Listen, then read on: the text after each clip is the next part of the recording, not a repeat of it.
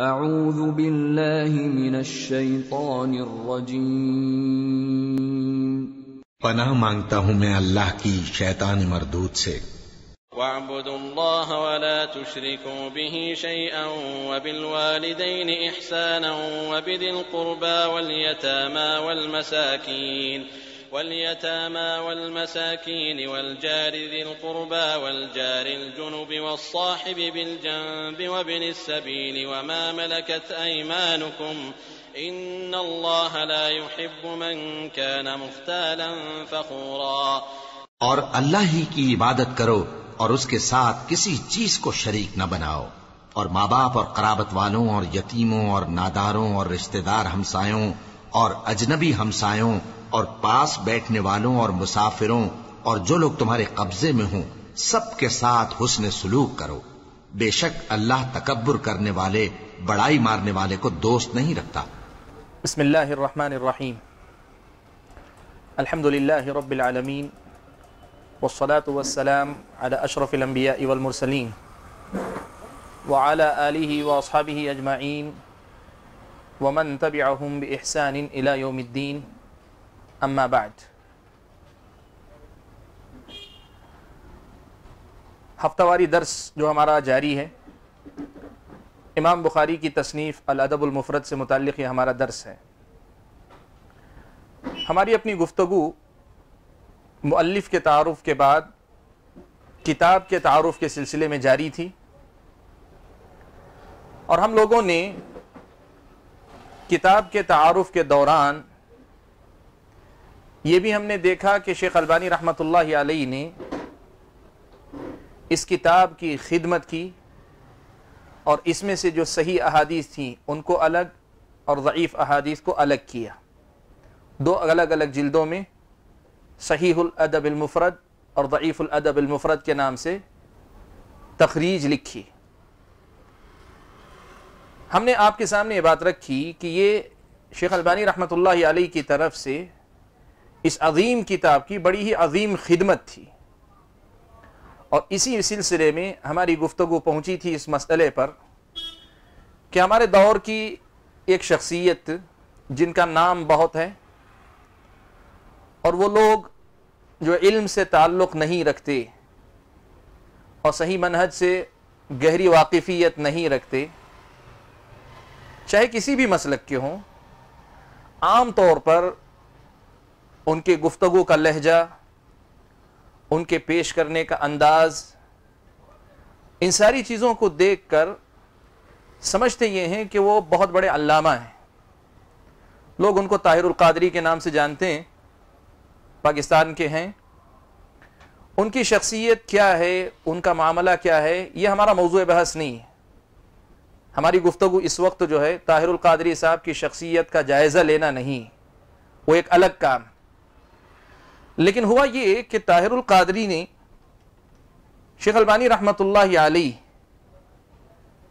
کی جو کوشش تھی تخریج کے سلسلے میں، جو کام شیخ البانی نے کیا تھا، خاص طور پر الادب المفرد کی تخریج کے سلسلے میں کچھ ایسے تبصرے کیے، کچھ ایسی باتیں کی کہ جن کی وجہ سے ایک تو شیخ البانی رحمۃ اللہ علیہ کی شخصیت کا وقار یا ان کی شخصیت کا جو ایک اعتبار تھا اس کو گرانے کی کوشش کی، دوسری طرف یہ تاثر دینے کی کوشش کی کہ وہ جو تخریج کرتے ہیں وہ کوئی تخریج نہیں بلکہ حدیثوں کو، حدیث کی کتابوں کو بگاڑنے والا کام کرتے ہیں، اپنے من مانی حدیثیں صحیح قرار دے دیتے ہیں، اور جن حدیثوں سے اتفاق نہیں ہوتا ان کو ضعیف کہہ دیتے ہیں۔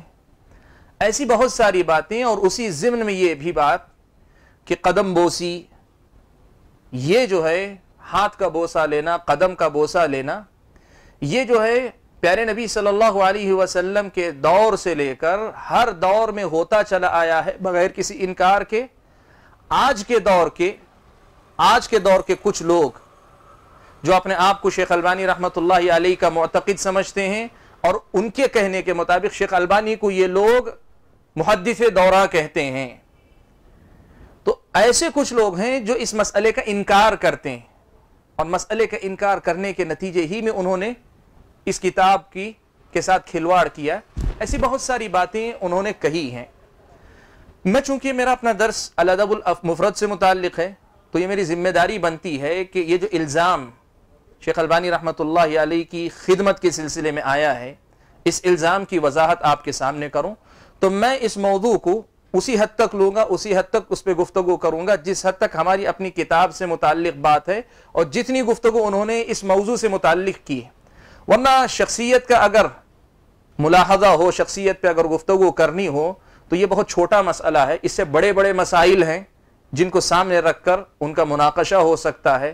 جو آدمی یہ عقیدہ رکھتا ہو کہ ولایت کے درجے کچھ ایسے بھی ہوتے ہیں کہ وہ ولایت کے درجوں میں ترقی کرتے کرتے اس مقام پہ بھی پہنچ جاتے ہیں جہاں اللہ تعالیٰ دنیا کے اختیارات ان کے حوالے کر دیتے ہیں، اور جو آدمی جو ہے یہ عقیدہ رکھتا ہو کہ شمس تبریز پاکستان کے ایک مزار ہے جن کے نام سے جڑا ہوا، ان کے بارے میں یہ رکھتا ہو کہ یہ ان میں سے ایک تھے جن کے پاس جو ہے کائنات میں تصرف کا اختیار تھا، وہ دنیا میں جو چاہے کر سکتے تھے، جس کو چاہے جو ہے اولاد دے دیتے، جس کو چاہے اولاد چھین لیتے، کر لیتے، یہ سارے عقیدے رکھنے والے آدمی کے ساتھ شیخ البانی کے مسئلے پہ آ کے بات نہیں ہوتی، اس آدمی سے سیدھے جو ایمان اور عقیدے کے مسائل پہ بات ہوتی۔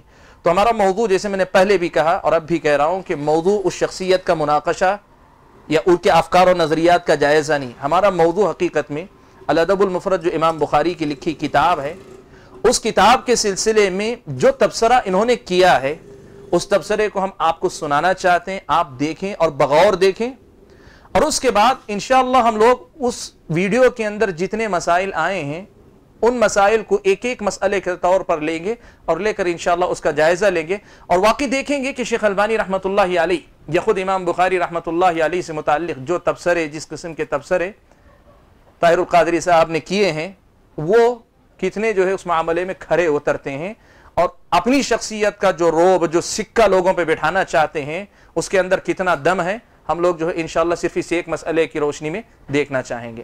تو میں چاہوں گا کہ آپ ذرا سا وہ ویڈیو کلپ پلے کریں، اور آپ بھائیوں سے میری درخواست یہ ہے کہ آپ اس ویڈیو کلپ کو، یہ ویڈیو کلپ ہم نے یوٹیوب سے ڈاؤن لوڈ کر کے لیا ہے، یوٹیوب پہ ابھی بھی موجود ہے، یہ ویڈیو کلپ آپ بغور سنیں اور آپ دیکھیں، اس لیے کہ ہم اسی کی روشنی میں ہماری آئندہ گفتگو ہوگی، اور ہو سکتا ہے بعد میں آپ کو دوبارہ لوٹ کر ویڈیو کلپ دیکھنا پڑے۔ تو ہم آپ سے درخواست کرتے ہیں ویڈیو کلپ بغور دیکھیں، پھر اس کے بعد جو ہماری گفتگو ہوگی وہ ہم دیکھتے ہیں۔ میں بھائی سے گزارش کرتا ہوں کہ ذرا سا ویڈیو کلپ چلا دیں۔ اور محدث اعظم بنا دیا ناصر الالبانی کو، جنہوں نے سوائے تخریج کی زندگی میں کام ہی کوئی سالڈ نہیں کیا ہے، اور ناصر الدین البانی وہ محدث اعظم ہے کہ جو حدیث انہیں اپنے عقیدے کے خلاف نظر آتی ہے وہی ضعیف بھی ہے، وہی موضوع بھی ہے، بس کل حدیثیں جو ان کے عقیدے کے خلاف ہیں وہ موضوع، وہ ضعیف ہیں۔ وہ ناصر الالبانی وہ محدث اعظم ہیں۔ کاش اصل حدیث کی کتابوں کو پڑھا ہوتا، اصل تفاسیر کو پڑھا ہوتا، اصل اسانید اور طرق کو پڑھا ہوتا، اصل کتب کے سمندروں میں غوطہ زنی کی ہوتی، اسماء و رجال اور علم جرح و تعدیل کی کتابیں پڑھی ہوتی، اصل حدیثیں ہی پڑھی ہوتی تو کوئی بات تھی۔ اردو کی ایک کتاب پڑھ لی اور اس البانی صاحب کو محدث اعظم بنا دیا۔ اس کی محدث اعظمیت بھی سناتا ہوں آپ کو برسبیل تذکرہ، چونکہ آگے ہم چلیں گے۔ وہ ناصر کا حوالہ دیا ہے کہ انہوں نے بھی لکھا ہے اس حدیث کو اور صحیح لکھا ہے۔ وہ ناصر الدین البانی کیا محدث اعظم ہے۔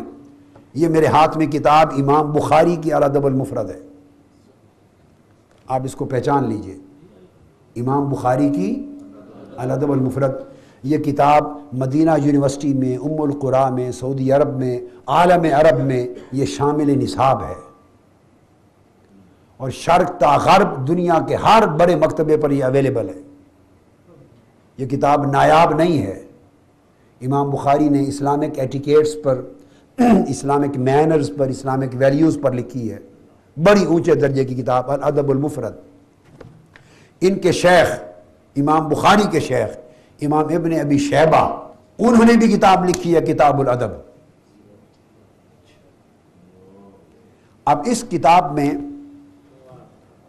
میں نے کیا کیا کہ میں جو نسخہ ملتا ہے شرح کے ساتھ، تخریج تحقیق کے ساتھ، نیا سے نیا، ہر ایک کتاب کا بھی اگر نئی تخریج ہوتی ہے، نئی تحقیق ہوتی ہے، نئی شرح آتی ہے، نئے حواشی آتے ہیں، کام ہوتا رہتا ہے، جو بھی ملے میں خرید لیتا ہوں۔ تو ایک ایک کتاب کے کئی نسخے نئی تحقیق، نئی تخریج اور نئی شروع کے ساتھ ہمارے پاس ہوتے ہیں، یہ طریقہ ہے۔ تو میں ایک کتاب خرید لایا، ناصر الدین البانی صاحب نے تخریج کی تھی، وہ کتاب میرے پاس موجود ہے، میں نے دورہ صحیح مسلم میں دکھائی تھی، کیوں ٹی وی پر چل چکا ہے، وہ کینیڈا میں پڑھی ہے، اس وقت میرے پاس نہیں ہے، تو میں نے کتاب کے صفحے بھی اور کتاب ساری پوری دنیا کو دکھائی تھی، وہ کینیڈا میں ہے۔ کیا ہوا، اچانک نظر سے کتاب گزری تو دور سے میں نے دیکھا تو میں نے سمجھا الادب المفرد ہے، لکھا ہوا تھا الادب المفرد، وہ میں نے خرید لی، 3 جلدوں میں تھی، شرح تھی، شرح کا لفظ میری نظر سے گزرا، میں نے سمجھا شرح الادب المفرد ہے کہ کسی نے الادب المفرد کی شرح لکھی ہے، چلو نیا کام کیا، محنت کی ہے، کتاب میں نے خرید لی، میرے پاس ہے، 3 جلدوں میں۔ جب اس کو دیکھا تو اس کی تخریج محدث اعظم انورٹڈ کوماز میں ناصر الدین البانی صاحب کی تخریج تھی، ہر کتاب پر تخریج کر دی ہے انہوں نے۔ اور اہل سنت سوتے رہیں گے، یہ صرف فتوے لگاتے رہیں گے، اپنے سنیوں کو سنیت سے خارج کرتے رہیں گے، الا ماشاء اللہ، الا ماشاء اللہ، ہر ایک کی بات نہیں کر رہا، یہ یہی کام ہی کرتے رہیں گے، اور دوسرے دیمک کی طرح کھا گئے۔ اور میں تو کبھی درد کرتا ہوں کہ 50 سال کے بعد سوچو حشر کیا ہوگا عقیدے کا۔ یا آپ شکر ادا کریں اللہ کا کہ اس نے اس زمانے میں صدی میں تحریک منہاج القرآن کو پیدا کر دیا، اور اللہ کی رحمت ہو گئی، اللہ کا فضل ہو گیا۔ تو ناصر الدین البانی صاحب نے تخریج کی۔ اب یہ کتاب جو امام بخاری کی ہے، اس میں الادب المفرد نے امام بخاری میں اس کتاب کے اندر 1322 احادیث جمع کی ہیں، 1322 احادیث امام بخاری نے جمع کی ہیں۔ اس کتاب کا آخری حدیث نمبر باب لا یکن بغض کا تالافا، یہ آخری باب ہے، باب نمبر 644 ہے باب نمبر، مگر احادیث 1322 ہیں، آخری حدیث کا نمبر 1322 ہے۔ اب میں نے جب وہ کتاب کھولی، ایسے ہی نظر دوڑائی، امام بخاری کی کتاب میں سے البانی صاحب نے کوئی تقریباً 400 حدیثیں نکال دی ہیں۔ امام بخاری کی کتاب الادب المفرد میں سے تقریباً 400 احادیث نکال دی ہیں، اتنا ہی نمبر کم ہو گیا، وہ 800 اور کچھ نمبر بچا۔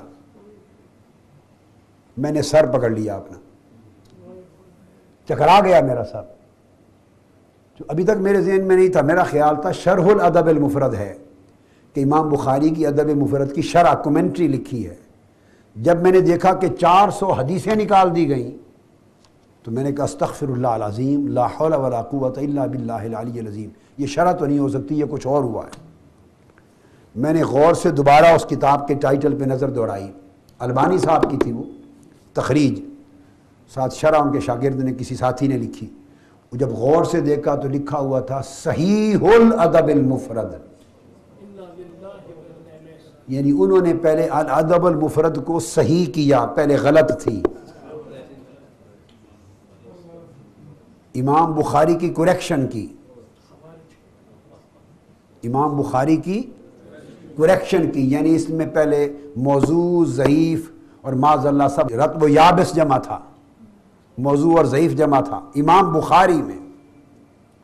اب انہوں نے اس کو لکھا کہ یہ الادب المفرد امام بخاری نے لکھی، اب میں اس کو صحیح کر رہا ہوں، یعنی جو غیر صحیح حدیثیں تھیں، موضوع اور ضعیف وغیرہ، وہ سب نکال دی ہیں، اب میں نے صاف ستھرا پاک کر دیا ہے۔ اب یہ الادب المفرد صرف صحیح احادیث پر مشتمل ہے جو امام بخاری نہیں کر سکے۔ تو گویا محدث اعظم صاحب کا مطلب یہ ہے کہ اب وہ امام بخاری کی کریکشن کرنے والا بن گیا ہے، امام بخاری کا استاد بن گیا ہے، امام بخاری کا ٹیچر بن گیا ہے، ان کو صحیح کر رہا ہے۔ خدا جانے بقایا کیا بچے گا۔ اور اگر یہ عمل جاری رہا تو 50 سال بعد کیا ہوگا؟ اگر ہر کتاب کو صحیح کرنے لگ گئے وہ تو کیا بنے گا؟ 400 کے قریب احادیث امام بخاری کی الادب المفرد سے نکال دی. پھر میں نے صرف نمونے کے طور پہ دیکھا, مجھے سمجھ آ گئی کہ کیا کیا نکالا ہوگا. جو حدیث ان کے عقیدے کے خلاف ہوگی وہ موضوع ہے, وہ ضعیف, اس کو نکال دیا. یہ ہے محدث اعظم, ان کا کام یہ ہے, حدیثوں کی کتابوں کو پڑھنا, جس حدیث کو دیکھا کہ ان کے عقیدے سے میل نہیں کھاتی, ان کے عقیدہ ان کے خلاف ہے, ان کے عقیدے سے جوڑ نہیں ہے, اور جس عقیدے کو وہ رد کرتے ہیں وہ ثابت ہوتا ہے, بس اس کو ضعیف اور موضوع بنا کے نکال دیا, رد کر دیا, اور تخریج کے ذریعے صفحے بھر دیے. میں نے بطور نمونہ دیکھا کہ کیا کیا حدیثیں نکالی ہیں. مجھے علم تھا, اندازہ ہو گیا, لیکن میں نے باب کھولا, باب نمبر 444, باب نمبر 444 امام بخاری نے قائم کیا, باب تقبیل الید, ہاتھوں کے چومنے کا باب. اب یہ عقیدہ امام بخاری کا ہے, یہ عقیدہ امام بخاری کا ہے. دست بوسی کا باب, ہاتھ چومنے کا باب. اس زمانے امام بخاری تو ہاتھ چومتے تھے, اور حضور کی حدیث ہے صحابہ بھی آقا کے ہاتھ چومتے تھے, تابعین تبع تابعین امام بخاری مسلم تک ہاتھ چومتے تھے, اور ہاتھ چومنے کے باب بناتے تھے حدیث کی کتابوں میں.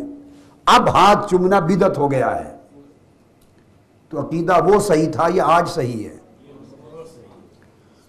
تو یہ باب تقبیل الید ہے, اس میں امام بخاری 3 احادیث لائے ہیں صحابہ کرام کی کہ ہم نے آقا علیہ السلام فقبلنا یدہ, ہم نے آقا کے ہاتھ چومے.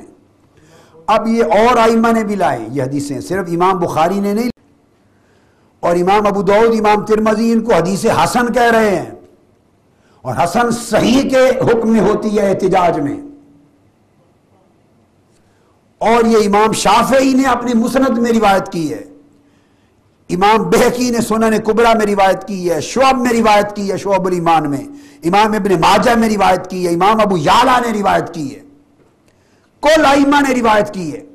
امام بخاری مسلم کے شیخ امام ابن ابی شیبہ نے کتاب الادب میں روایت کی ہے. امام ابن ابی شیبہ نے کتاب الادب کا پہلا باب ہی ہاتھ پاؤں چومنے کا قائم کیا ہے. کتاب الادب کی ابتدا بھی تقبیل ید اور تقبیل رجل سے کی ہے. ہاتھ چومنا اور ہاتھ اور پاؤں چومنے کی حدیثیں لائے ہیں. ابتدا ادب اسلامی کی کتاب الادب. کیا امام بخاری کون سا ادب سکھا رہے ہیں؟ ویسٹرن ادب یا اسلامک ادب؟ بولیے. مغربی ادب سکھا رہے ہیں یا مصطفیٰ کا ادب؟ غیر اسلامی ادب یا اسلامی ادب سنت رسول کا ادب؟ امام بخاری سکھا رہے ہیں, امام ابن ابی شیبہ سکھا رہے ہیں. وہ پہلا باب اٹھا کے دیکھیے کتاب الادب, پہلا باب ہاتھ اور پاؤں چومنے کا بیان کیا. بگننگ اسلامی ادب کی شروع کی ہے ہاتھ اور پاؤں چومنا بزرگوں کا. کیا اس کا مطلب کہ اسلامی ادب کی ابتدا بزرگوں کی تعظیم سے شروع ہوتی ہے, بزرگوں کی تعظیم سے, ہاتھ پاؤں چومنے سے. امام بخاری نے باب نمبر 444 قائم کیا ہاتھ چومنا, پہلی حدیث. پھر دوسری حدیث قائم کی, پہلی صحابہ نے حضور کے ہاتھ چومے. اب امام بخاری کو خیال آیا کہ کہیں لوگ کل کو یہ نہ سمجھیں کہ حضور علیہ السلام کے ہاتھ چومنا تو سنت ہوئے, صحابہ چومتے تھے, لیکن اب حضور علیہ السلام کے تو نہیں تم چومتے, تو کیا حضور علیہ السلام کے علاوہ بھی ہاتھ چومنا کسی اور کا ثابت ہے؟ تو دوسری حدیث امام بخاری لائے کہ تابعین نے صحابہ کے ہاتھ چومے. اس امام حدیث کا اپنا انداز دیکھیے, فہم. پہلی حدیث لائے صحابہ نے حضور کے ہاتھ چومے, دوسری حدیث لائے کہ تابعین نے صحابہ کے ہاتھ چومے, تیسری حدیث پھر لائے کہ تابعین اور صحابہ نے صحابہ کے ہاتھ چومے, تاکہ ثابت ہو جائے کہ حضور کے ہاتھ چومنا بھی سنت, صحابہ کے ہاتھ چومنا بھی سنت, اور اگلی نسلوں کے ہاتھ چومنا بھی سنت. یہ باب نمبر 444. اب اگلا باب امام بخاری نے قائم کیا, باب نمبر 445 الادب المفرد میں, باب نمبر 445. اور یہ باب کا عنوان کیا ہے امام بخاری کا؟ باب تقبیل الرجل, پاؤں چومنے کا باب. اب ہاتھ چومنے کو بدعت بنا دیا گیا اور پاؤں چومنے کو شرک اور سجدہ بنا دیا گیا. کتنا فرق آ گیا زمانے کے ساتھ. یہ عقیدہ امام بخاری کا تھا اور یہ عقیدہ آج کا ہے کہ ہاتھ چومنا بدعت ہو گئی اور پاؤں چومنا معاذ اللہ شرک اور سجدہ بنا دیا گیا. امام بخاری نے باب قائم کیا تقبیل اور رجل کا، اور اس میں امام بخاری 2 روایتیں لائے. ایک روایت اسی طریق پر لائے کہ صحابہ کرام نے آقا علیہ السلام کے دست اقدس بھی چومے اور قدمین شریفین بھی چومے. انہوں نے حضور کے ہاتھ بھی چومے اور آقا کے قدم بھی چومے. پھر خیال آیا کہ کہیں لوگ اب قدم چومنے تک کو صرف حضور تک محدود نہ کریں صلی اللہ علیہ وآلہ وسلم. اگلی حدیث لائے صحابہ نے صحابہ کے ہاتھ اور پاؤں چومے. ایک صحابی نے صحابی کے ہاتھ اور پاؤں چومے. یہ حدیث لائے. اور پھر یہ حدیث صرف امام بخاری نہیں لائے، امام ابو داؤد لائے ہیں سیاستہ میں، سنن ابی داؤد میں. امام بخاری اس کو تاریخ الکبیر میں بھی لائے ہیں، امام ابن ابی حاتم الجرح والتعدیل میں بھی لائے ہیں، اور اس طرح دیگر ائمہ بھی یہ کتاب مختلف اپنی کتب میں یہ سب حدیثیں لائے ہیں. اب جب میں نے یہ ابواب کھولے تو اس کی چاروں حدیثیں البانی صاحب نے نکال دی تھی. چونکہ ہاتھ پاؤں چومنا ان کے عقیدے میں جائز نہیں. اب وہ خواہ امام بخاری ہو خواہ امام بخاری کا کوئی شیخ ہو، انہوں نے وہ سب حدیثیں الادب المفرد سے نکال کے ادب المفرد کو صحیح کر دیا. اب انکریکٹ تھی، رانگ تھی، نو ہی کریکٹڈ اٹ. اب یہ صحیح ہو گئی. یہ ہے ان کی تخریج کی سطح جن کو بعض ہمارے احباب محدث اعظم بناتے ہیں. ان کا معیار یہ ہے جو حدیث عقیدے کے خلاف ہے ضعیف ہے، جو حدیث عقیدے کے خلاف ہے موضوع ہے نکال دو، جو عقیدے کے مطابق ہے یا عقیدے کے موضوع پر نہیں ہے وہ صحیح ہے. جہاں ان کے عقیدے پہ زد پڑتی ہے وہ خراب ہے. اب میں یہاں ایک علمی بات کرنا چاہتا ہوں. محدث اعظم صاحب سے وفات پا گئے، اب تو شاید حیات نہیں ہے، ان سے پوچھنا چاہتا ہوں، یا ان کے ماننے والے جو محدث اعظم سمجھتے ہیں کوئی، ان سے پوچھنا چاہتا ہوں، چلو بھائی حدیث تو نکال دی، آپ کو امام بخاری سے زیادہ بڑا محدث نظر آیا البانی صاحب، کہ جس سند کو انہوں نے صحیح اور حسن سمجھا اور وہ نہیں سمجھ سکے کہ یہ ضعیف اور موضوع ہے، البانی صاحب سمجھ گئے 1500 سال کے بعد. آپ نے یہ تو سمجھا کہ یہ امام بخاری سے بڑے محدث معاذ اللہ آ گئے اور سند پر جرح کی اور تنقید کی اور سند میں ضعف نکال دیا. تو یہاں تک تو بات آپ کر لیں گے. میں اسے ایک اگلی بات کرنا چاہتا ہوں. حدیث لانا اس کا تعلق تو ہوتا ہے سند کے ساتھ، مگر باب قائم کرنا اس کا تعلق محدث کے عقیدہ کے ساتھ ہوتا ہے. بات سمجھیں. محدث اور امام اگر کوئی حدیث لائے تو حدیث پر جرح ہو سکتی ہے کہ اس کی سند صحیح ہے، اس کی سند حسن ہے، اس کی سند میں ضعف ہے، وہ ضعیف ہے، یہ مرسل ہے، یہ معدل ہے، یہ مقطوع ہے، یہ مرفوع ہے، یہ مسند ہے، یہ منقطع ہے، یہ منکر ہے، یہ متروک ہے. حدیث کی سند پر آپ 100 باتیں کر سکتے ہیں، غلط کریں یا صحیح کریں، اس کو نکالیں یا رکھیں، مانیں یا نہ مانیں، یہ بحث ایک الگ ہے. تو محدث مگر جب باب قائم کرتا ہے اور عنوان لاتا ہے اور اس کے تحت حدیث لاتا ہے تو ترجمۃ الباب قائم کرنا اور حدیثیں لا کر اس کا عنوان قائم کرنا یہ محدث کا عقیدہ، اس کا مسلک، اس کا مشرب ہوتا ہے، اور اسے ثابت کرنے کے لیے حدیثیں لاتا ہے محدث. اب حدیث صحیح ہو یا حسن ہو یا ضعیف ہو یہ الگ بحث ہے، مگر جب ترجمۃ الباب قائم کر دیا، جب چیپٹر قائم کر دیا، جب عنوان بنا دیا تو عنوان بتاتا ہے کہ یہ امام بخاری کا عقیدہ تھا. ارے حدیث کی سند تو البانی صاحب نے ضعیف سمجھ کے غلط تھی، ضعیف سمجھنا غلط تھا. وہ امام بخاری سے بڑا جرح و تعدیل کا عالم کوئی نہیں ہو سکتا، امام بخاری سے بڑا سند کا عالم کوئی نہیں ہو سکتا، امام ابو داؤد سے بڑا کوئی نہیں ہو سکتا، امام مسلم اور ترمذی سے بڑا نہیں ہو سکتا. چلو سند تو آپ نے جرح کر کے نکال دی، اس کا جواب کیا دو گے کہ امام بخاری نے تو صرف حدیثیں نہیں لائے، امام بخاری نے تو باب قائم کیے تھے. باب و تقبیل الید اور باب و تقبیل الرجل دو الگ باب. ہاتھ چومنے کا بعد اور پاؤں چومنے کا بعد، یہ بات تو اظہر من الشمس ہو گئی کہ امام بخاری کا عقیدہ تھا کہ ہاتھ اور پاؤں چومنا سنت ہے۔ اب امام بخاری کے عقیدے کو کہاں سے نکال کے پھینکیں گے؟ وہ کہاں نکال کے پھینکیں گے امام بخاری کا عقیدہ؟ وہ باب تو قائم ہے، وہ تو موجود ہے، کس کس کو نکالیں گے؟ تو گویا امام بخاری کے عقیدے کو غلط کہا، تو پھر حق پہنچتا ہے بخاری کا نام لینا؟ تو وارثان امام بخاری کون ہوئے؟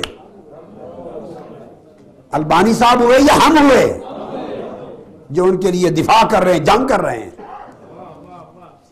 یہ میں نے کہا چونکہ بات ہوئی تو ذرا محدث اعظم صاحب کا قصہ بھی سنا دوں۔ بسم اللہ۔ یہ آپ لوگوں نے ویڈیو کلپ دیکھے، اس ویڈیو کلپ میں اتنی باتیں قابل گرفت ہیں کہ ایک ایک بات کو وہ ویڈیو چلتا رہے، اس کو روکا جائے اور اس پہ کمنٹ کیا جائے، یعنی اس کو روک کے بتایا جائے کہ کیا خلل ہے اس میں، یہ اس کا تقاضا کرتی۔ لیکن جیسے میں نے کہا کہ ہمارا مقصد جو ہے ان کا پیچھا کرنا یا ان کی جو ہے جو علمی شان وہ ظاہر کرنا چاہتے ہیں، اس کی حقیقت، اس کی پول کھولنا، یہ ہمارا اصل مقصد ہے ہی نہیں۔ ہم اصل میں چاہتے یہ ہیں کہ جو مسئلہ امام بخاری رحمۃ اللہ علیہ کی اس کتاب الادب المفرد اور اس کے سلسلے میں شیخ البانی رحمۃ اللہ علیہ کی جو خدمت ہے، بس اس پر جو اعتراض انہوں نے اٹھایا ہے، جو بات انہوں نے کہی ہے، اس کا ہم کو جائزہ لینا ہے، تو میں صرف انہی باتوں پر ترکیز کروں گا۔ آگے بڑھنے سے پہلے میں کچھ چیزیں آپ کے سامنے بتا دیتا ہوں۔ یہ ویڈیو آپ نے دیکھا، اس ویڈیو میں کئی باتیں ہیں، موٹی موٹی کچھ باتیں جس کے لیے یہ ساری محنت کی گئی، ساری باتیں کہی گئی، بنیادی باتیں جو ہیں، جانبی باتوں کے ایک طرف چھوڑ کے میں اگر دیکھوں تو پہلی بات تو وہ یہ کہنا چاہتے ہیں کہ شیخ البانی رحمۃ اللہ علیہ نے، امام بخاری رحمۃ اللہ علیہ نے جن حدیثوں کو صحیح کہا، صحیح قرار دیا، امام بخاری رحمۃ اللہ علیہ نے جن حدیثوں کو صحیح قرار دیا اور جن حدیثوں کو معتبر قرار دیا، البانی رحمۃ اللہ علیہ نے آ کر جو ہے ان کو ضعیف قرار دے دیا۔ اب ان کی نظر وہ مسئلہ یہ بنا کر پیش کرنا چاہ رہے ہیں کہ امام بخاری کسی کو صحیح کہہ رہے ہیں اور البانی صاحب جو ہے اس کو ضعیف کہہ رہے ہیں۔ امام بخاری صحیح کہہ رہے ہیں، البانی صاحب اسے آ کر ضعیف قرار دے رہے ہیں۔ تو اب مسئلہ کیا ہو گیا؟ مسئلہ کوئی فن کا مسئلہ نہیں ہوا، یہ مسئلہ دو شخصیتوں کے درمیان کا ہو گیا کہ امام بخاری سے بڑا کوئی عالم نہیں ہے اور امام بخاری سے زیادہ فن حدیث کا ماہر کوئی عالم نہیں، اور آج اگر کوئی شیخ البانی رحمۃ اللہ علیہ کی تخریج کو لے رہا ہے تو گویا وہ البانی صاحب کو بخاری سے بڑا قرار دے رہا ہے، امام بخاری سے بڑا وہ قرار دے رہا ہے۔ ایک تو یہ بات انہوں نے بڑے واضح الفاظ میں کہی، اور پھر اسی کے نتیجے میں یہ دعویٰ بھی کہ امام بخاری رحمۃ اللہ علیہ نے جو کام کیا اسے البانی صاحب نے برباد کیا، اور کچھ لوگ ان امام البانی کو یا شیخ البانی کو بہت بڑے اپنے محدث سمجھتے ہیں، اور ہم امام بخاری رحمۃ اللہ علیہ کی طرف سے دفاع کر رہے ہیں۔ ہم سے مراد جناب محترم، ہم شیخ البانی کی طرف سے، ہم امام بخاری رحمۃ اللہ علیہ کی طرف سے دفاع کر رہے ہیں، تو ہم بخاری کے چاہنے ہوئے یا یہ لوگ چاہنے والے ہوئے؟ ایک بات تو یہ آپ کے سامنے آئی کہ شیخ البانی نے کیا کیا ہے، اس حدیث کو جسے بخاری نے صحیح کہا، شیخ البانی نے اس کو جو ہے صحیح الادب المفرد، ضعیف الادب المفرد کہہ کر کریکٹ کیا ہے، یعنی پہلے یہ کہا کہ بخاری نے غلطی کی، یہ بات انہوں نے کہی ہے۔ ایک بات ہے، اس ویڈیو میں آپ اگر دیکھیں گے تو دوسری بات انہوں نے یہ کہی ہے کہ بخاری نے جو بات لکھی تھی یا جو حدیثیں لائی تھیں، البانی رحمۃ اللہ علیہ نے ان حدیثوں کو محض اس وجہ سے جو ہے ضعیف قرار دیا کہ ان کا عقیدہ ہاتھ چومنے کا نہیں ہے، یعنی البانی صاحب کا عقیدہ ہاتھ چومنے کا نہیں ہے، پیر چومنے کا نہیں ہے، گویا مسلک اور عقیدے کی وجہ سے حدیثوں کو ضعیف قرار دے دیا۔ یعنی اس کا مطلب یہ ہوا کہ تخریج جو شیخ البانی نے کی ہے یہ کوئی فنی کام نہیں، فن کا کام نہیں ہے، فن کی بنیاد پر نہیں کیا ہے، یہ مسلک اور اپنے عقیدے کی بنیاد پر کہ جو حدیث مسلک کے خلاف نظر آئی اس کو ضعیف قرار دے دیا، اس کو ضعیف قرار دے دیا، اور جو بات عقیدے کے موافق نظر آئی اسے صحیح کے طور پہ برقرار رکھا۔ یہ دوسرا الزام۔ اسی میں تیسرا الزام یہ بھی کہ شیخ البانی رحمت اللہ علیہ گویا امام بخاری رحمت اللہ علیہ کا جو عقیدہ تھا، جو آخر میں انہوں نے کہا نہیں کہ باب جب باندھ دیتا ہے محدث تو پھر وہ اس کا عقیدہ اور مسلک ہو جاتا ہے، یہ خود ایک مسئلہ ہے کہ محدث جب باب باندھتا ہے تو کبھی اپنا موقف بیان کرنے کے لیے کرتا ہے، بالکل صحیح بات ہے، یہ کبھی محدث یہ بتانے کے لیے باب باندھتا ہے کہ یہ مسئلہ میری رائے ہے، یعنی میرا اجتہاد، میرا عقیدہ یہ ہے، اور کبھی محدث اس لیے بھی باب باندھتا ہے کہ جو لوگ اس قسم کا عقیدہ رکھتے ہیں یا یہ رائے رکھتے ہیں، چاہے فقہی مسئلے میں ہو، آداب سے متعلق ہو، لوگ جو عقیدہ رکھتے ہیں، لوگوں کی جو رائے ہے، ان کی دلیل کیا ہے یہ بیان کرنے کے لیے بھی باب باندھتا ہے۔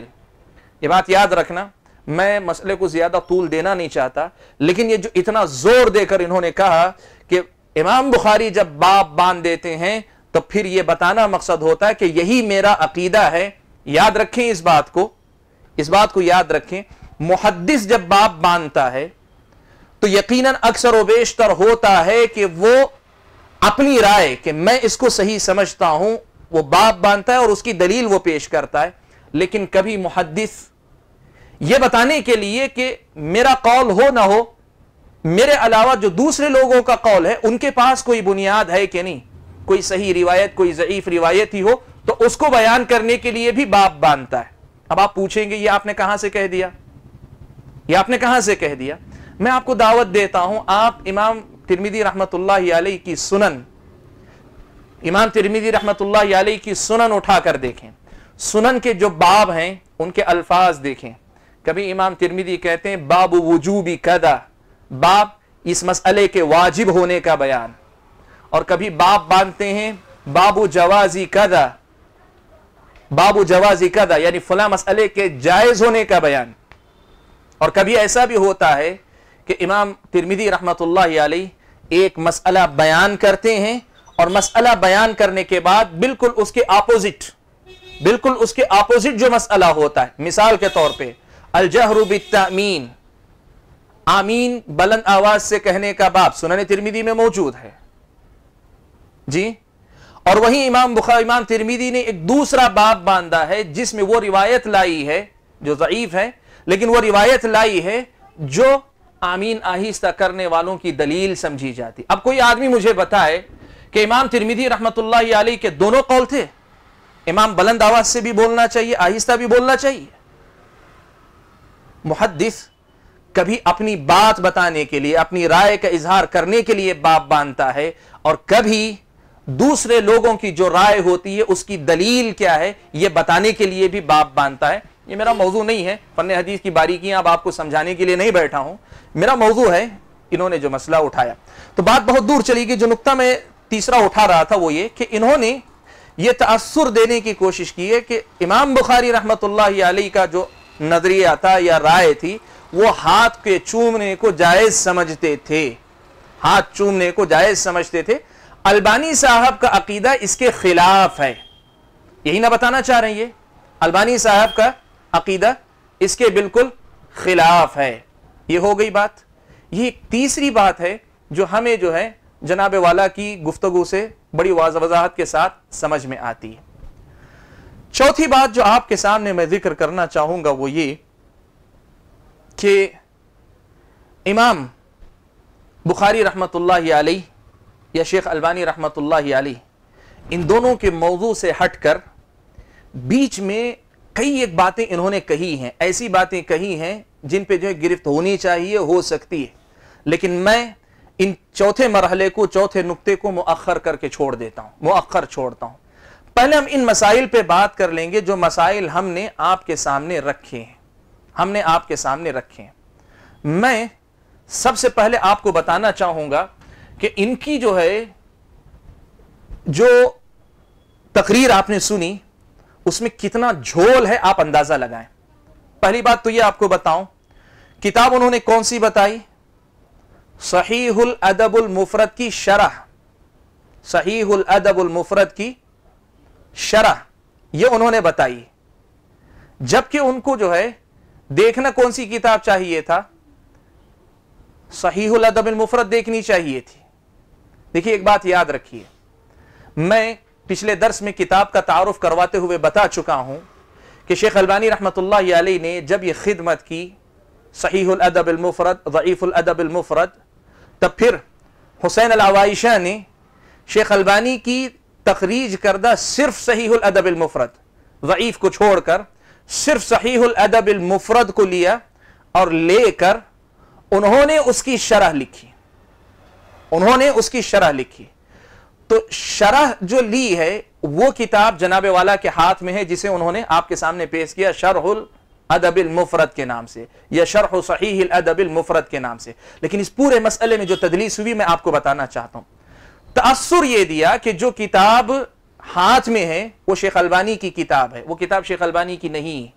شیخ البانی کی لکھی ہوئی کتاب کے ایک حصے کو لے کر حسین العوائشہ نے جو شرح کی ہے وہ شرح ہے، اور وہ شرح لے کر شیخ البانی پر گفتگو ہو رہی ہے۔ اور آپ پتہ نہیں آپ کو اندازہ ہو نہ ہو، علمی دنیا میں یہ بہت بڑا عیب ہے کہ آپ جس عالم کی کتاب پہ گفتگو کر رہے ہیں اس کی اصلی کتاب موجود ہو، آپ وہ کتاب نہ لے کر کسی ثانوی مصدر دوسرے مصدر کی طرف جائیں اور جا کر آپ جو ہے اس پہ گفتگو کریں۔ پہلی بات تو یہ، آپ ضعیف الادب المفرد، صحیح الادب المفرد کی اگر بات کرنا چاہ رہے ہیں تو البانی صاحب کی یہ کتاب لائیے نا، پہلے وہ کتاب لائیے شیخ البانی کی۔ اور ماشاءاللہ تقریر کے اندر تو آپ سنتے ہیں کوئی بھی نئی کتاب ملتی ہے میں فوراً منگوا لیتا ہوں، یہ ظاہر کرنے کے لیے کہ دنیا کی کوئی کتاب میری نظروں سے اوجھل نہیں ہے۔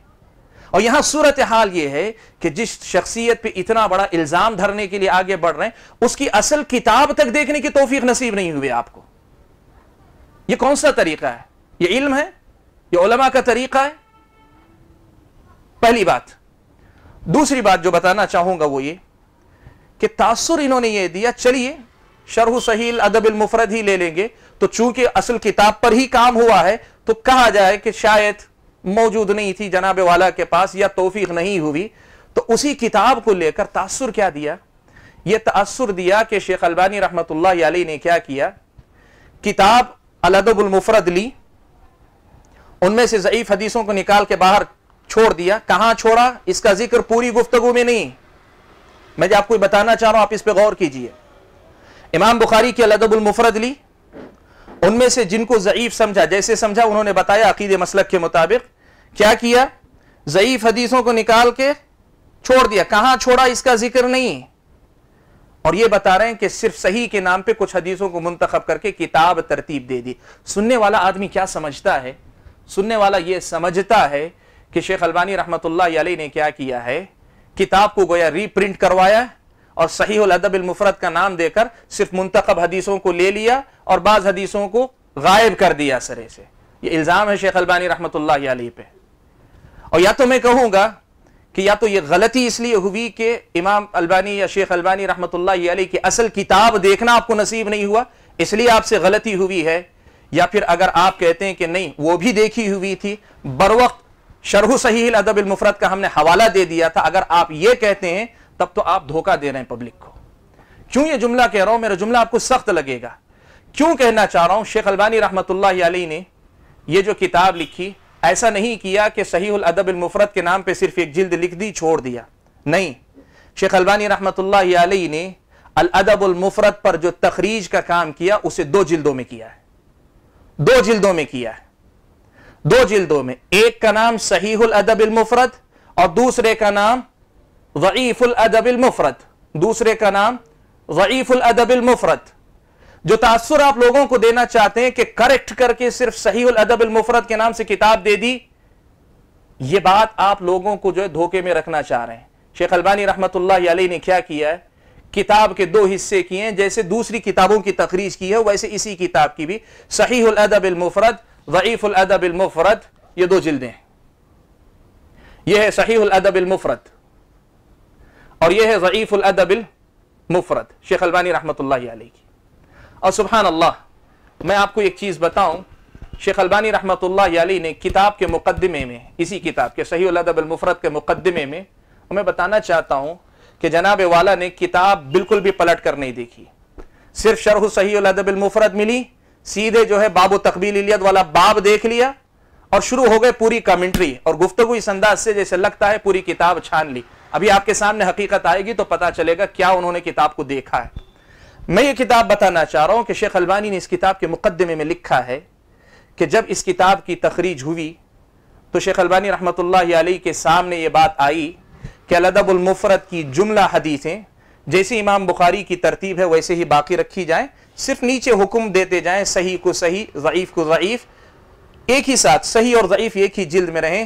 لیکن شیخ البانی رحمۃ اللہ علیہ نے کہا کہ کچھ لوگوں کی اس رائے کے مقابلے میں مجھے زیادہ بہتر یہ لگا کہ جیسے میرا منہج ہے ہمیشہ سے کہ میں صحیح الادب المفرد کو ایک جلد میں کرتا ہوں، صحیح کو ایک جلد میں، ضعیف کو الگ دوسری جلد میں کرنا چاہتا ہوں، اس انداز سے میں نے اس کو بہتر سمجھا کہ ان دونوں جلدوں کو الگ الگ، ضعیف روایتوں کو الگ روایت رکھا جائے، صحیح کو الگ رکھا جائے۔ اس کی صراحت شیخ البانی نے مقدمے میں کی، یعنی شیخ البانی نے مقدمے میں بتایا ہے کہ ضعیف روایتوں کو نکال کے صرف پھینک نہیں دیا، چھوڑ نہیں دیا ہے، اسے باقاعدہ مستقل ایک مجلد میں اکٹھا کیا ہے۔ ایک بات اور اس سے آگے بڑھ کر آپ کو بتاؤں، اگر اصلی کتاب دیکھی ہوتی تو یہ الزام نہیں لگاتے۔ کیوں؟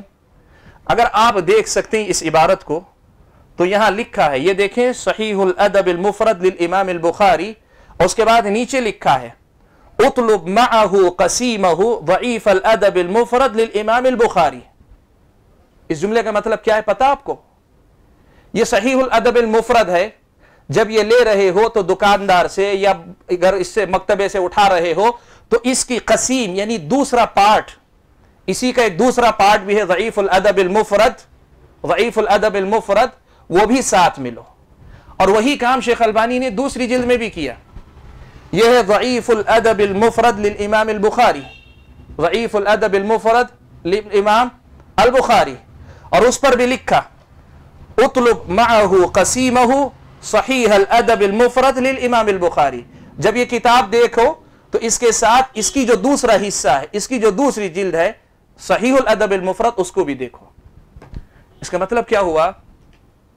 شیخ البانی رحمۃ اللہ علیہ نے صحیح اور ضعیف کی تقسیم کی، حدیثوں کو نکال کے باہر نہیں چھوڑ دیا، پھینک نہیں دیا، اور ایسے نہیں کیا کہ امام بخاری کی کتاب سے حدیثیں غائب کر دیں اور جسے کہا نا کہ اپنے مسلک کے مطابق چل کے غائب کر دیں، ایسا نہیں کیا شیخ البانی رحمۃ اللہ علیہ نے، بلکہ تخریج کا جو کام ان کا اپنا منہج ہمیشہ سے رہا ہے، اور منہج جب مؤلف اپنا مقدمے میں بیان کر دے تب پھر اس پر اس قسم کے رقیق الزام لگانا، اس قسم کے جو ہے چوری کے یا پھر یہ کہ کتابوں میں خرد برد کے الزام لگانا، منہج بیان ہونے کے بعد بھی یہ بیان کرنے والے کی خود جو ہے نیت کے اوپر ایک سوال کھڑا کرتا ہے۔ شیخ البانی نے اس کو بیان کر دیا۔ تو پہلی بات جو میں بتانا چاہ رہا ہوں یہاں کہ شیخ البانی نے ایسے نہیں کیا جیسے جناب والا بتا رہے ہیں کہ صحیح الادب المفرد کے نام پہ کچھ حدیثوں کو منتخب کر لیا، باقی حدیثیں غائب کر دی، نہیں، باقاعدہ دو جلدوں میں الگ الگ کیا، اور دونوں جلدوں کے ساتھ انہوں نے لکھا کہ اس کے ساتھ یہ بھی لو، اس کے ساتھ یہ بھی لو، دونوں کو لوگے تو امام بخاری کی الادب المفرد مکمل تمہیں اس کے اندر ملے گی، امام بخاری کی الادب المفرد مکمل آپ کو اس کے اندر ملے گی۔ اس کے اندر ایسا کچھ نہیں کہ امام بخاری نے کوئی روایت ذکر کی ہو اور وہ غائب ہو گئی ہو، ایسا نہیں ہے۔ اور میں آپ کے سامنے جو ہے اگلا مسئلہ یہ بھی بیان کرنا چاہوں گا۔ کیا کہا جناب والا نے؟ جناب والا نے یہ کہا کہ شیخ البانی رحمۃ اللہ علیہ نے اپنے مسلک کے مطابق حدیثوں کو ضعیف قرار دیا، جس کو جائے سمجھا ضعیف قرار دیجیے، جس کو چاہے صحیح قرار دیا، اپنے مسلک کے مطابق۔ یہ تاثر لوگوں کو غلط دیا، اس لیے کہ اگر وہ لوگوں کو یہ بتا دے کہ صحیح الادب المفرد کے ساتھ ضعیف الادب المفرد نام کی بھی ایک جلد ہے، اور کوئی آدمی ذرا عقل مندی دکھا کہ وہ کتاب کھول کر دیکھ لیتا ضعیف الادب المفرد، تو یہ چیز آپ دیکھیں گے اس جلد میں ضعیف الادب المفرد میں شیخ البانی نے جتنی حدیثیں لائی ہیں، ہر حدیث کے بعد تقریباً ہر حدیث کے بعد وہ روایت ضعیف کیوں ہے سبب بتایا ہے۔ وہ آپ جیسے نہیں تھے کہ مسلک کے مطابق آئے تو ضعیف حدیث کو بھی صحیح کر لو، اور مسلک کے مطابق نہ ہو تو صحیح حدیث کو بھی میں بولنا چاہوں گا، بات جو جیسے میں نے کہا میرا مقصد نہیں ہے کسی کا پیچھا کرنا، لیکن بولنا چاہوں گا.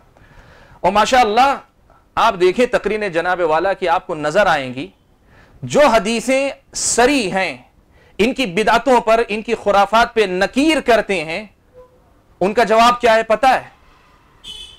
کسی بھی راوی کو خود ہی ضعیف کر کے حدیث کو ضعیف قرار دے دیں گے، لیکن اگر نہیں کر سکے، جیسے صحیح بخاری کی اگر روایت آ گئی تو یہاں جناب والا کا ایک طریقہ ہوتا ہے جب بھی درس دیتے ہیں، آپ دیکھیے، اگر آپ دیکھنے والے لوگ ہیں آپ کو پتا بھی ہوگا وہ کیا کرتے ہیں.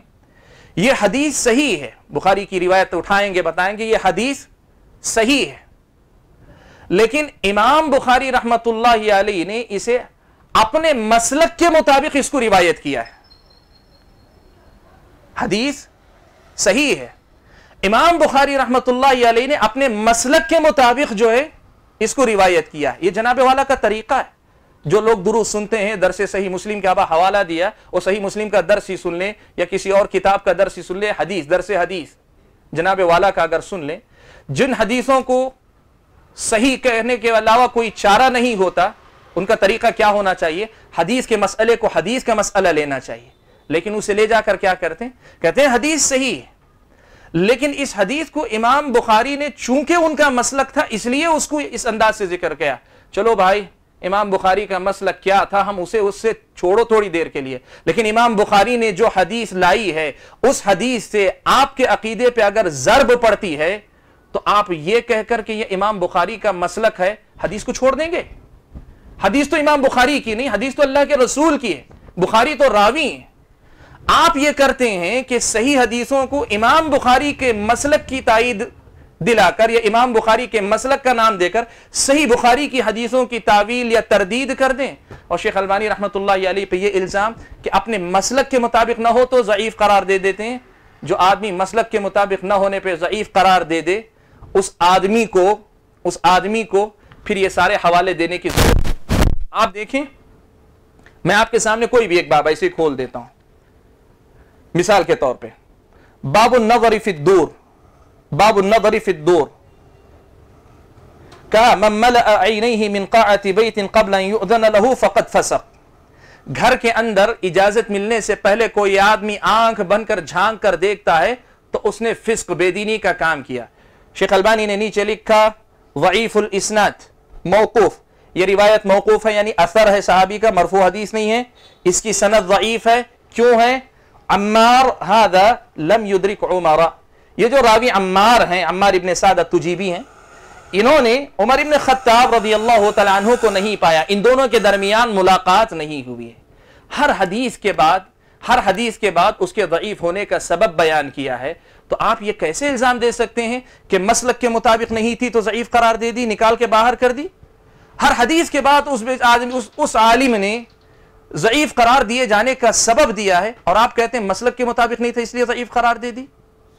اور انشاءاللہ جو مسئلہ، جس مسئلے کے حوالے سے اتنی ساری گفتگو ہوئی ہے، ہاتھوں کو چومنے وغیرہ کا مسئلہ، اس مسئلے کی جو روایتیں ہیں اس پر بھی ہم انشاءاللہ بات کریں گے. میں جو بات آپ کو بتانا چاہ رہا تھا وہ یہ کہ شیخ البانی رحمت اللہ علیہ کے جو کام تھے ان پر آج آپ نے دیکھا کتنی انہوں نے جو ہے مطلب غلط باتیں کہی، کتنی غلط باتیں کہی ہیں. لیکن جو بات آپ کو بتانا چاہتا ہوں یہ باتیں جو ہے ابھی مکمل نہیں ہوئی، یہ ان کا جو ہے کام ان سے متعلق گفتگو مکمل نہیں ہوئی. ابھی ان کی اس ویڈیو میں بہت ساری باتیں ہیں جن کو جو ہے آپ کو سننا ہے، سمجھنا ہے اور دیکھنا ہے کہ جو آدمی جبہ و قبہ دستار اور جو ہے پگڑی پہن کے آ کے بیٹھ جائے اور جو ہے بڑے رعبدار انداز میں پورے جلال کے ساتھ بولنے لگے تو ضروری نہیں کہ جو بولے سب سچ بولے، ضروری نہیں کہ سب سچ بولے، اور ضروری نہیں کہ پوری تحقیق کے ساتھ بولے، گرچہ انداز محققانہ ہو. اور بات کرتے ہیں محدثانہ، اس پہ نہ ہی ایسے بحث کروں گا، محدثانہ گفتگو کروں گا، فقہا کے جو ہے منہج کے مطابق گفتگو کروں گا. یہ ساری باتیں میں انشاءاللہ اگلے درس کے اندر جو ہے مزید مکمل کروں گا. آج میں نے جو ہے شیخ البانی رحمت اللہ علیہ کی کتاب پہ جو باتیں آئیں ابتداءً ان میں سے صرف کچھ باتوں کا میں نے آپ کے سامنے خلاصہ کیا ہے. اگلے درس کے اندر کچھ اور باتوں کی طرف ہم لوگ انشاءاللہ آپ کی توجہ پھیرنا چاہیں گے، آپ کی توجہ جو ہے دلانا چاہیں گے. تب تک کے لیے اللہ تعالی اعلم وسبحانک اللہم وبحمدک اشہد ان لا الہ الا انت استغفرک واتوب الیک. صحیح الادب المفرد کی جو شرح ہے وہ شرح 3 جلدوں میں ہے، وہ ہم ذکر کر چکے ہیں اس سے پہلے والے درس میں، جو شرح کیا ہے وہ 3 جلدوں میں ہے۔ میں نے وہی کہا نا کہ مطلب اب آپ جو ہیں البانی صاحب جیسی شخصیت پہ بولنے جا رہے ہیں تو کم از کم ایک مرتبہ ان کی اصلی کتاب دیکھ تو لو۔ یعنی یہ کون سا طریقہ ہے؟ یہ علماء کے پاس بہت بڑا عیب ہے کہ آپ کسی عالم کو، بلکہ ایک محدث کی، اس کی پوری زندگی کی، اس کو جو ہے مطلب ایک جملے میں گرا دے رہے ہیں، اور آپ کی حالت یہ ہے کہ آپ نے اس کو دیکھا تک نہیں، اس کی کتاب کو ایک بار، اور عوام کے سامنے ایسے آ رہے ہیں جیسے پوری تحقیق کر کے آئے ہیں آپ۔ یہ دھوکہ نہیں ہے پبلک کے ساتھ، عوام کے ساتھ۔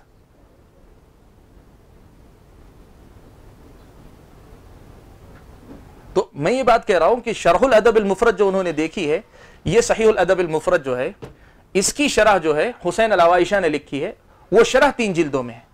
وہ 3 جلدیں لے کر جو ہے شیخ البانی رحمۃ اللہ علیہ پہ گفتگو کر رہے ہیں، جو کہ جو ہے نہ علماء کا طریقہ ہے نہ کہ طلب علم کا طریقہ ہے۔ طلب علم کی ابتدا میں یہ آداب سکھلائے جاتے ہیں کہ کسی بھی عالم کی بات اگر آپ کو نقل کرنی ہے تو سب سے پہلے اس کی اپنی اصلی کتاب سے پڑھ لو،